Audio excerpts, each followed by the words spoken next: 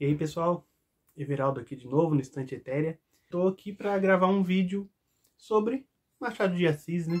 Tá na hora de falar do Bruxo do Cosme Velho por aqui.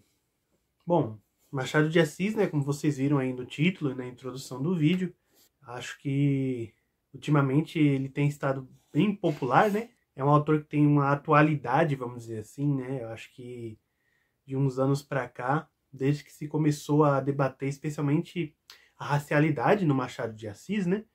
E aí eu acho que isso é por volta dos anos 2010 em diante, se não me engano. Eu acho que cada vez mais é importante falar do Machado, redescobrir o Machado, ler Machado. E ultimamente ele vira trend assim na internet vez ou outra, né? Acho que a mais recente, vocês devem saber, aquela escritora gringa que fez o tal do react ali, do Memórias Póstumas, de como ela ficou maravilhada com Memórias Póstumas de Brás Cubas. E se vocês viram esse vídeo legendado pela página da revista Machado de Assis em linha, fui eu que fiz as legendas daquele vídeo, tá? Então, de nada. Mas, assim, bombou, né, esse vídeo, a moça ficou bem popular, mais popular do que ela já era, né? Porque, lógico, viralizou no Brasil, né? Então, Brasil, está ligado? O povo é muito emocionado. E ela vai vir pro Brasil, tal, não sei se já veio, tem, enfim. Acho que isso são questões paralelas. Acho que o mais interessante desse debate, em vez de criar hate em cima da moça, ou de criar hate em cima de quem só virou os olhos pro Machado depois que a gringa falou do Machado, tipo, beleza, acho que isso é uma coisa que não vale a pena entrar nesse momento. Mas acho que o importante disso tudo é ver pessoas se interessando pelo Machado, né? Seja aí pelos meios que vocês consideram dignos ou não, né? Acho que eu quero falar um pouco dessas questões, mas também falar um pouco da minha relação com o Machado, né? Porque vocês devem saber, quem acompanha há mais tempo ou que me acompanha nas redes sociais, sabe que eu sou pesquisador de literatura, né? Eu estou fazendo um mestrado em teoria e história literária, e o meu autor, né, meu objeto de pesquisa é o Machado de Assis. Então, nesse vídeo aqui eu quero mostrar algumas coisas que eu tô lendo, né, para essa pesquisa, falar um pouco da pesquisa, né, do meu envolvimento com o Machado de Assis, e de quebra fazer, né, recomendações de leitura aí para quem quer entrar um pouco mais na compreensão da obra do Machado. Não vou fazer um vídeo assim, super acadêmico, nada do tipo. É mais uma troca de ideias, assim, então provavelmente não vai ser o primeiro vídeo de Machado que eu posto aqui, porque eu tô super envolvido com esse nome aí, especialmente nesse semestre. Vou falar um pouco sobre isso também. Se você gosta de literatura, de resenhas, críticas literárias e de um olhar um pouco mais afiado, mais crítico aí em relação ao mercado editorial, se inscreve aqui no Estante Etérea, né? Deixa aí o seu like nesse vídeo, comenta, divulga para outras pessoas. Eu tô voltando com os vídeos aí lentamente, tudo meio improvisadão aqui. Eu tô sentado no sofá, uma postura horrível, assim, mas eu tô tentando fazer as coisas caminharem, mesmo que improvisadamente. Porque quando a gente quer fazer uma coisa, né, acho que a gente dá um jeito, não importa as circunstâncias. E é isso, continue por aqui, e agora vamos falar um pouquinho de Machado, né? Minha relação com Machado começa, lógico, no ensino médio, provavelmente, né? E eu me tornei leitor, assim, muito cedo, mas nunca li Machado de Assis no ensino médio, eu apenas conhecia a figura do Machado de Assis no ensino médio. Eu só fui ler ele já mais adulto, né? O primeiro livro que eu li dele foi o Dom Casmurro, que eu tenho uma edição bem velhinha ali, que tá ali em cima guardada. Uma edição dessas de livro escolar, né? Do Programa Nacional do Livro Didático, não lembro bem como que é, em que os livros são distribuídos, né, para os alunos e tal. E eu li o Dom Casmurro nessa ediçãozinha. Me apaixonei, né? Eu lembro que eu fiz uma resenha aqui no Estante Etérea muito tempo atrás, acho que era 2014, quando eu li esse livro. Eu fiquei fascinado. Eu lembro, inclusive, que a minha maior reação mais forte foi o fato de eu estar lendo um livro que não era traduzido, que era um livro genuinamente escrito em língua portuguesa, né? E isso me encantou muito. Na época eu estava lendo muito Stephen King, muita coisa traduzida, e a gente sabe que há uma diferença, né? De ler um livro escrito em língua portuguesa e de ler um livro traduzido do inglês, do francês, que seja, para o português, né? E a gente tá falando de Machado, que era um mestre da língua portuguesa, então não tem como você sair ileso, né, de uma leitura desse tipo, ainda mais se você já tá ali buscando desafios um pouco maiores, né, que o Machado não é a leitura mais difícil do universo, mas também não é um autor super fácil de compreender. E aí, avançamos alguns anos, eu tô na graduação, né, ali de estudos literários na Unicamp, e eu decidi fazer uma pesquisa de iniciação científica sempre fui um cara apaixonado por literatura fantástica, né? Então eu quis que essa primeira... Eu tô aqui toda hora olhando aqui porque a Meg tá deitadinha aqui. Dá oi pro pessoal, Meg. Okay. Então, eu quis fazer uma pesquisa sobre literatura fantástica, eu queria me aprofundar, tanto teórica quanto nas narrativas, né? Assim, conhecer mais. E foi me sugerido que eu adentrasse nesse campo, na pesquisa, a partir do Machado de Assis, né? Então eu fui estudar os contos fantásticos do Machado de Assis na pesquisa de iniciação científica. A iniciação científica, quem não sabe, é tipo o primeiro nível de pesquisa que você faz quando está na graduação, né? Então vamos dizer assim, é onde você vai aprender a pesquisar. Geralmente dura 1 ano, você pode estender aí para mais de 1 ano, mas geralmente você faz por 1 ano. É praticamente um teste para você saber se você vai casar ali com a prática da pesquisa e com a profissão de pesquisador. E, obviamente, eu me apaixonei, não só pela pesquisa em si, mas pelo Machado de Assis e pelos contos fantásticos dele, que são, assim, muito diferentes, e eu aprendi muita coisa pesquisando. Tanto é que esse 1 ano de iniciação científica não foi suficiente para que eu me aprofundasse totalmente nesses contos. E aí, no mestrado, agora que eu estou fazendo, eu estou continuando essa pesquisa, né? Então, no mestrado eu continuo pesquisando os contos fantásticos do Machado de Assis, de uma forma um pouco mais aprofundada, de uma forma um pouco mais criteriosa, no sentido de que agora eu estou lendo todos os contos do Machado para fazer realmente uma seleção mais criteriosa desses contos, porque geralmente os outros estudos do fantástico machadiano, como eu gosto de chamar, eles partem de seleções feitas anteriormente, né? Então, existe uma antologia, né? A primeira antologia que vai trazer, a primeira coletânea que vai trazer contos fantásticos do Machado reunidos, ela é de 1973, se não me engano, e ela foi editada e organizada pelo Raimundo Magalhães Júnior, né? Que era um acadêmico, né? Fez parte da Academia Brasileira de Letras, tal, biógrafo do Machado. Vou mostrar um livro dele daqui a pouco. E ele lançou esse livro, né? Contos Fantásticos de Machado de Assis, onde ele foi nos jornais da época do Machado buscar contos que o Machado escreveu e que ele não necessariamente relançou ao longo da vida. E aí ele fez ali, reuniu alguns contos, não são muitos. E isso meio que, não só por um lado, mostrou que o Machado de Assis escrevia ficção fantástica, né? Escreveu durante sua vida, como também serviu para incentivar um novo olhar, né? Esse novo olhar sobre essa obra de um autor que até então, vamos dizer assim, né, era chamado de um escritor realista, o maior nome do realismo brasileiro. Definições assim que hoje em dia já estão um pouco em desuso, porque se comprovou que o Machado de Assis não necessariamente era um escritor realista, muito pelo contrário, ele meio que não gostava do movimento realista, ele não via isso tudo, né? Não via tanto o realismo como o naturalismo como essa coisa, essa Coca-Cola toda, vamos dizer assim. E aí é possível ver outras vertentes, né, na escrita do Machado. Eu acho que a mais importante, a mais conhecida, a mais fácil de reconhecer, sejam Memórias Póstumas de Brás Cubas. E eu não estou dizendo aqui necessariamente que o livro, o romance, seja um texto fantástico, mas ele parte da premissa de que o escritor, né, o narrador, é um defunto, né, é um defunto autor. É um cara que já morreu e na morte, depois de morto, ele está escrevendo sua narrativa. Então, a premissa da história, o ponto de partida da história, não é necessariamente algo realista, ainda que muitas outras interpretações vão apontar isso como uma forma do Machado ironizar, né, as elites da época, de construir um ponto de vista elevado, que seja assim, capaz de ver todas as questões do seu passado. Isso são debates interessantes, mas um morto que escreve não é algo verossímil, né? Então acho que nesse sentido o fantástico tá ali de algum jeitinho, né? E talvez o realismo mágico, né? Aí são debates, né? Mas esse gênero menos realista tá ali de algum jeito no Machado de Assis, né?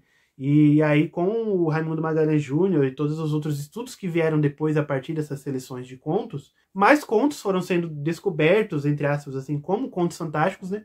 Mas geralmente os estudos, né, que são recentes, eles focam muito nos mesmos textos ali, né, numa coisa mais segura. Vou falar de alguns assim, por exemplo, muito famosos, né? O Chinela Turca, né, um conto muito famoso. Uma Visita de Alcibiades, o conto que se chama Sem Olhos, né, que é sobre uma narrativa dentro de uma outra narrativa, que é uma coisa meio macabra, assim, e tem uma visão de um fantasma. Enfim, contos assim que são consagrados, entre aspas, dentro da ficção machadiana e dentro do fantástico machadiano, né. E aí, com a minha pesquisa, eu quero fuçar mais os contos, o corpus de conto do Machado de Assis, para ver se tem algum conto fantástico que passou batido, se tem textos assim que podem carregar elementos fantásticos e que podem entrar nessa pesquisa e tal. Então eu tô mais ou menos nessa fase de ler esses contos para ver se tem alguma coisa que eu posso acrescentar, né? Que eu possa acrescentar nesse debate. Mas daí o que acontece, né? O Machado de Assis, ele escreveu cerca de 200 contos, tá? Então é muita coisa, é muito conto para ler. E para variar, né? O Machado ele escreveu em periódicos da época, jornais, revistas, né? E nem todos esses contos ele relançou em livros, né? Porque o Machado, vocês sabem, escreveu aí 9 romances, né, na carreira dele. Escreveu 6 ou 7 livros de contos, não me lembro bem aqui. E nesses livros de contos ele fez um apanhado de coisas que ele escreveu ou publicou coisas inéditas, mas eles não dão conta de todos os 200 contos dele, né? Eu acho que em vida talvez ele tenha publicado aí cerca de 70 contos que ele lançou nos jornais, ele tenha colocado nos livros, né? Então ficam aí 130 contos que ficaram só nos jornais, foram esquecidos. E aí, se você quiser estudar todos os contos do Machado, se você quiser ler todos os contos do Machado, você precisa ir atrás desses textos que ele não lançou em livro, né?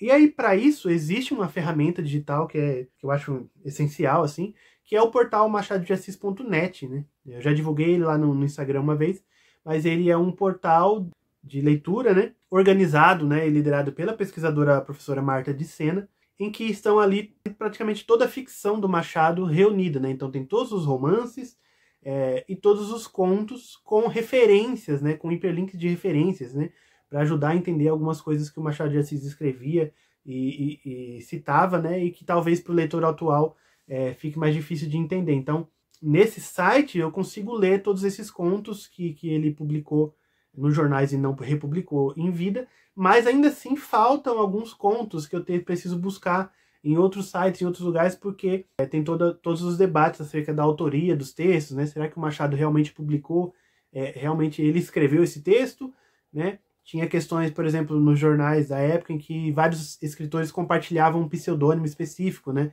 Então, como saber se era o Machado por trás daquele pseudônimo ou se era um outro escritor, né? Então tem esses debates, mas a gente meio que considera que são 200 contos que o Machado escreveu, aproximadamente, e eu tô nessa saga de ler os contos, né?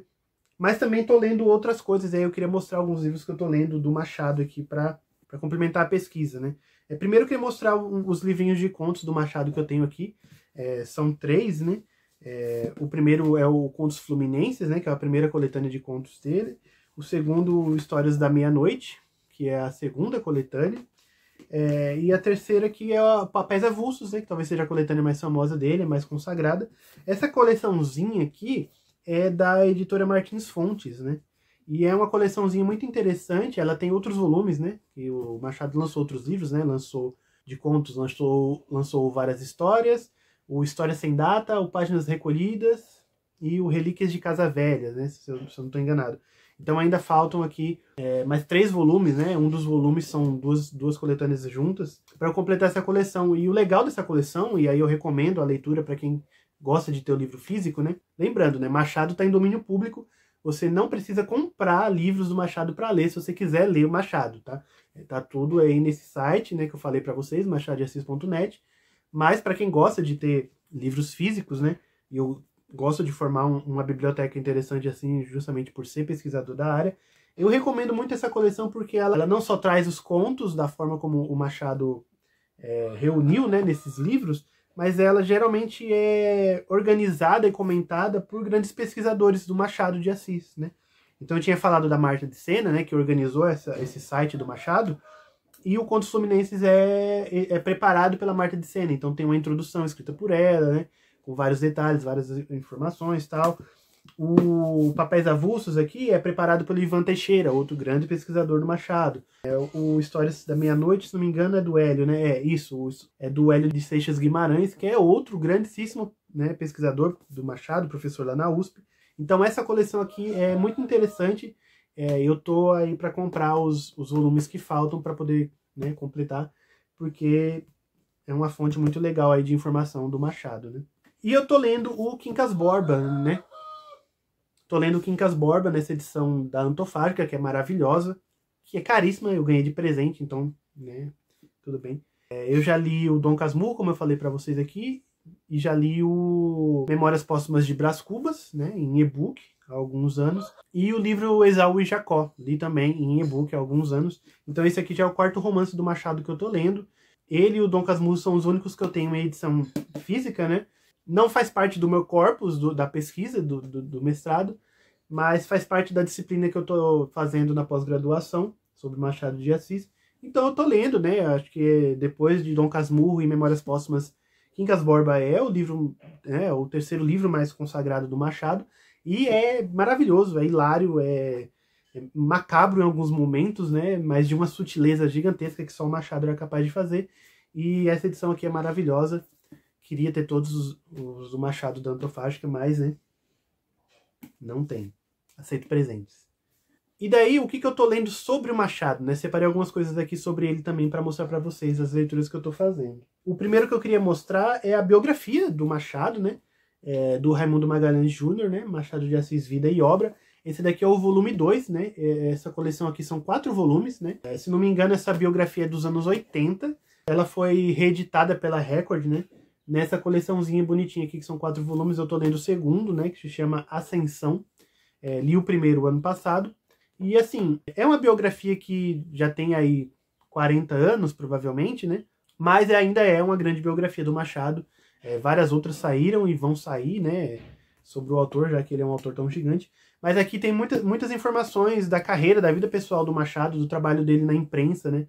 Então acho que é uma porta de entrada legal para conhecer sobre o Machado de Assis de uma forma mais profunda, assim, né? De uma forma mais detalhada, né? E o Raimundo Magalhães Júnior, como eu falei, foi um grande pesquisador do Machado, então é uma fonte muito confiável para saber sobre a vida do Machado, né? Daí sobre o Machado, eu recentemente, né, para me aprofundar um pouco mais na crítica literária, né, feita sobre a obra do Machado, eu li esse livro aqui, que é O Calundu e a Panaceia, do Enilton de Sá Rego, que foi um pesquisador do Machado também, e que nesse livro aqui, que também é dos anos 80, ele vai fazer uma pesquisa acerca da associação do Machado de Assis com um gênero da literatura antiga, né, da literatura romana clássica, que é a sátira menipéia, né, que seria ali um gênero pautado na inverossimilhança, na própria questão da ironia, que vai buscar ali fazer uma crítica aos costumes da época e tal, e que vai ter muitos exageros e muitas questões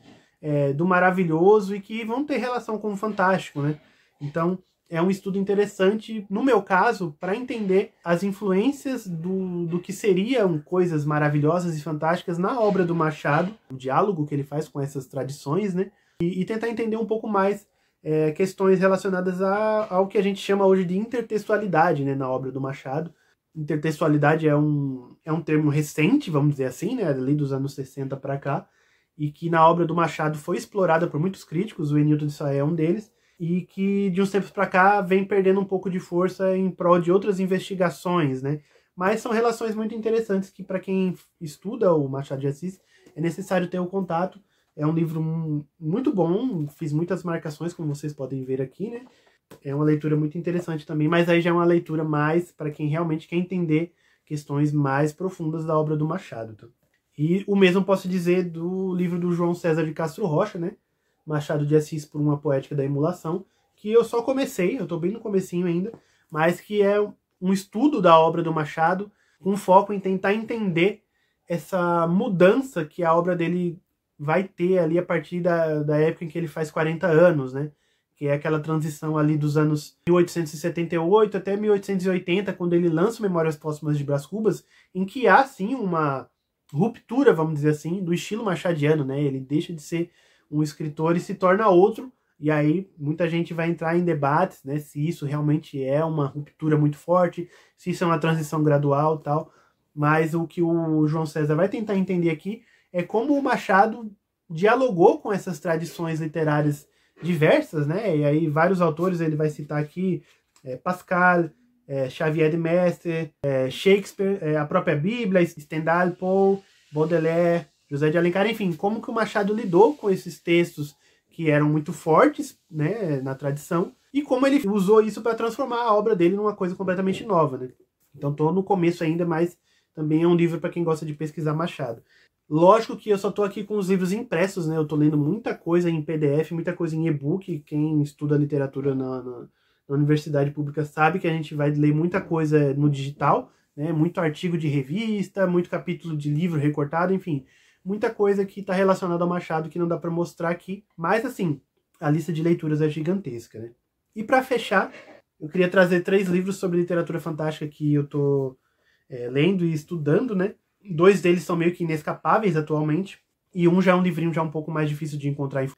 O primeiro é o Introdução à Literatura Fantástica, do Svetan Todorov, né? Tipo, é um clássico dos estudos sobre literatura fantástica, que eu já li também, aliás, eu já reli esse livro acho que 2 vezes, mas nessa última releitura eu fiz muitas marcações e estou fazendo aí o estudo, o fichamento dele, vamos dizer assim, porque tem muitas questões desatualizadas, tem muita crítica que dá para fazer em cima do que ele escreveu aqui, então eu estou nesse processo aí de absorver e criticar o Todorov, que é um trabalho muito relevante, muito importante, mas que talvez hoje já seja um pouco ultrapassado, tá?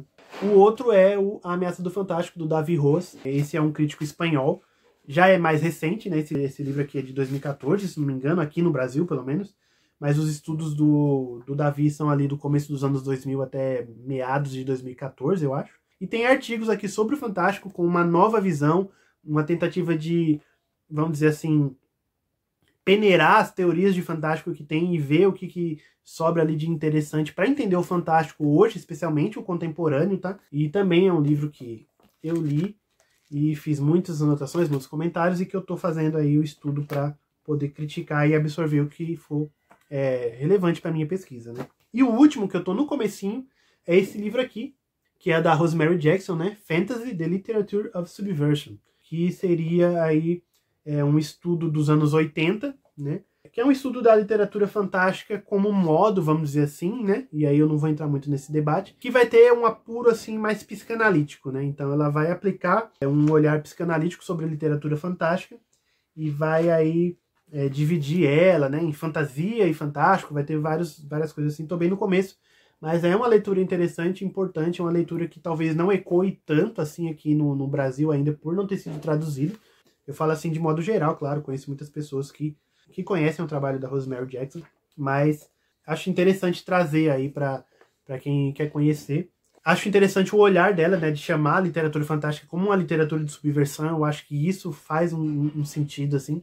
Tô lendo, tô gostando, tô me aprofundando. E esses são só 3 impressos.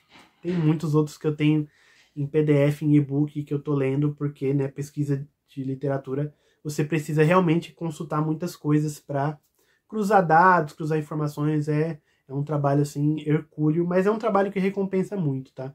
A satisfação de pesquisar literatura, quando você ama a literatura, acho que não tem preço, assim. Bom, galera, é isso que eu queria trazer para vocês, né? Algumas leituras que eu tô fazendo aí para minha pesquisa, leitura sobre o Machado. Não dá para falar tudo sobre Machado em um só vídeo, né? Tanto é que eu acho que eu fiz promessas de que eu ia falar de algumas coisas aqui e acabei não falando.